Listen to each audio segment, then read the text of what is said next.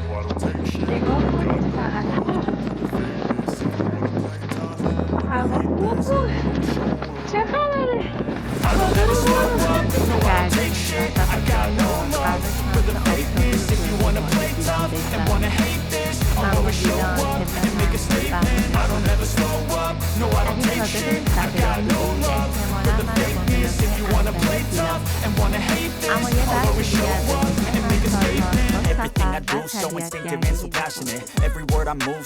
بعد از 2 هفته که درگیر جابجایی و جمع کردن زندگیمون تو اندلی بودیم، اولین طولی بود که دوباره با مایا اجرا کردیم. این بار 3 روز و 2 شب رفتیم اتفاق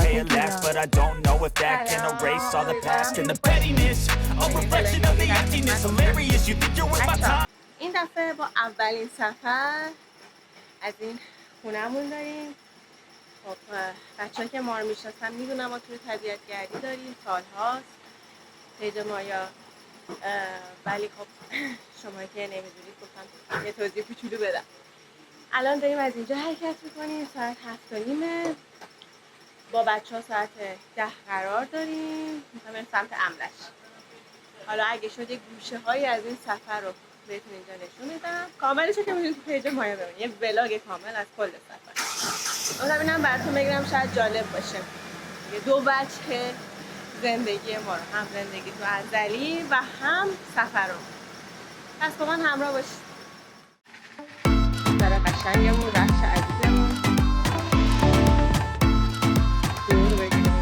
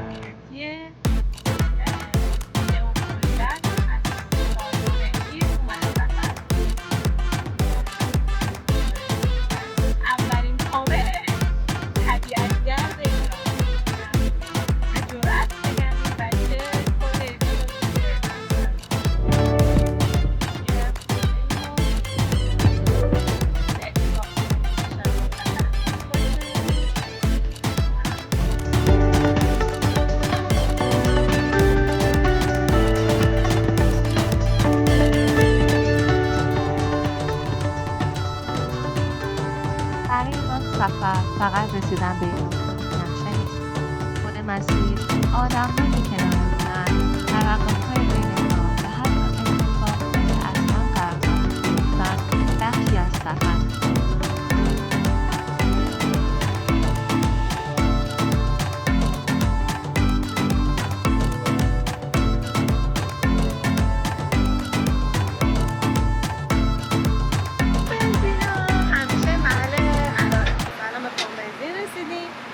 یه ساعت زودتر رسیدیم، منتظر دو تا بچه ها رسیدن. یکی از دوستای صمیمی من هم رسیده، اینم ماشینشونه. اینجا توی پری جون به دوستای پیج جدیدم میخوام معرفی کنم. پری جون رفیق همیشگی سفرها. بله سلام، اینا علی جون هستن. کافیه. ای خدا بابا بغلت میرزه، تو دامپزشکی اینو میفهمن. چیکار کنم؟ بگیر بچه رو. مادرش گذاشته رفته. مادرش گذاشته. نه دوستای صمیمی ما تو سفر، بقیه هم که هم سفرامونن که میان حالا ثبت نام میکنن. یه 2 تا دیگه از دوستامون هم میان که خیلی ساله باشون سفر میکنن. با من همراه باشید. یه بقیه چیزا هم بهتون بگم.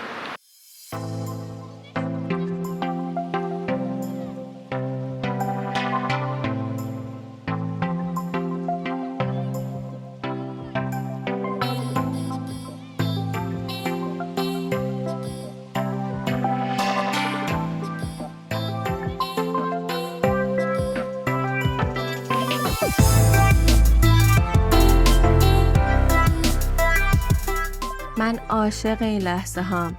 وقتی جاده میره توی مه، همه چیز آرومتر میشه.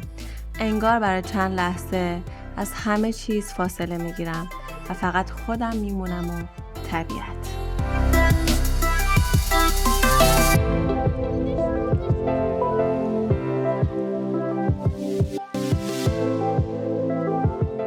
دوستان، اونجایی که یه مقدار بین ماشینا فاصله بود ما زودتر رسیدیم، نزدیک لوکیشنیم و منتظر بچه ها میمونیم که برسه. خدا شکر اینجا آنتن داریم و البته با بیستیم هم هماهنگیم، منتظرشون میمونیم یکی یکی برسن. یه 3-4 نفرم که عقب‌تر بودن، اونا هم بهمون برسن دیگه ایشالله حرکت میکنیم به دیگه کمپ اونو برپا.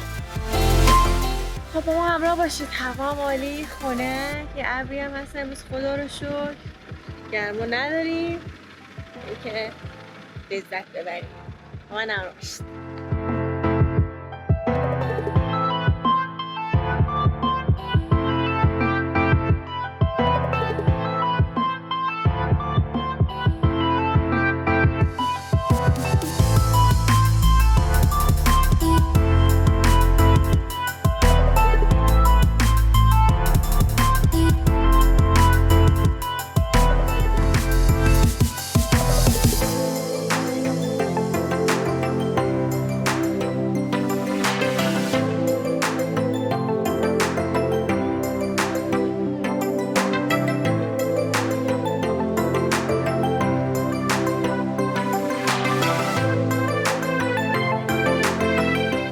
وقتی با مایا به طبیعت میاین معمولا همه چیز از قبل برنامه‌ریزی شده است. مسیر، محل کمپ رو از قبل میشناسیم، با لیدر محلی هم هماهنگ میکنیم. برای همین وقتی میرسیم مستقیم میریم سراغ برپا کردن کمپ و آماده کردن وسایل.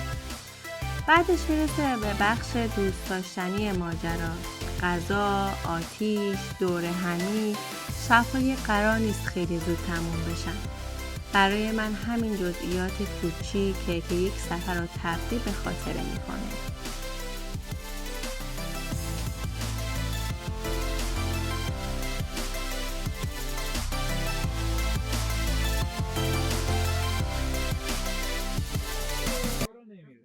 اسرانه و بیدار شدن، خیلی خوابیدیم.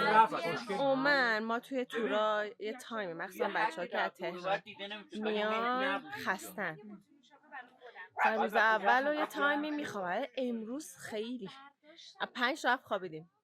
یه قفه پفالوده منم خوابیدم، با یه خسته نبودم، شمال بودیم ولی یه هوا طلبید و مه و اینا خوابیدیم. یه چایی و حلوا زنجبیلی هم خوردیم. اینم دیگه دوره همیم. حالا شب که بشه همه بچه ها این دور رو میبینی، همه این دور جمع میشه. تعدادمون هم زیاده، فکر کنم نزدیک 20 نفر بشیم.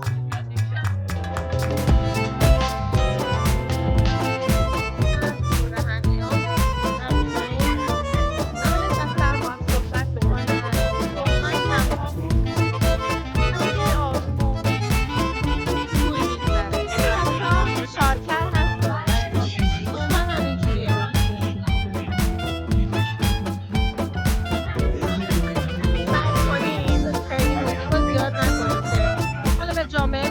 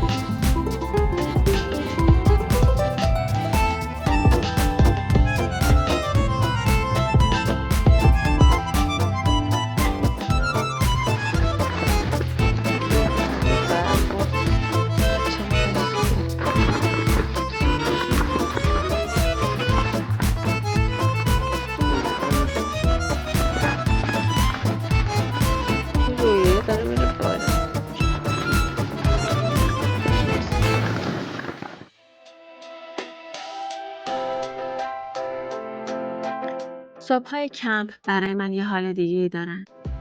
همه چیز آرومه. یه قهوه، چند قدم توی طبیعت، صدای آدم‌هایی که دوستشون دارم و چند ساعت دور بودن از شلوغی‌های زندگی. شاید همین لحظه‌های ساده است که باعث میشه هنوز دلم بخواد دوباره و دوباره به طبیعت برگردم.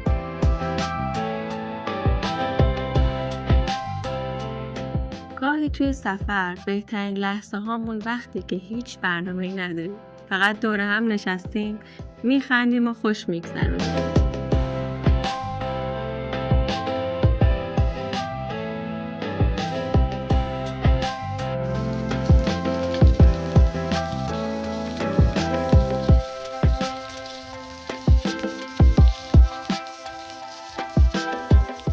ماهیمون تو این طبیعت خوشگل.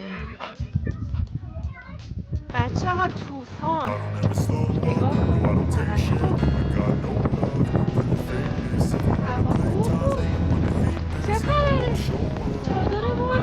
I don't ever slow up, no I don't take shit. I got no love for the fakeness. If you wanna play tough and wanna hate this, I'll always show up and make a statement. I don't ever slow up, no I don't take shit. I got no love for the fakeness. If you wanna play tough and wanna hate this, I'll always show up and make a statement. Everything I do is so instinctive and so passionate. Every word I move so descriptive like an adjective. I got a vendetta against people who patented being negative when you و صبح انگار همه چیز دوباره از اول شروع شده بود. بعد از اون همه باد و بارون فقط آفتاب مونده بود و یه طبیعت تمیز و آروم. شاید همین غیر قابل پیش بینی بودنشه که باعث میشه همیشه دوباره برگردم به طبیعت.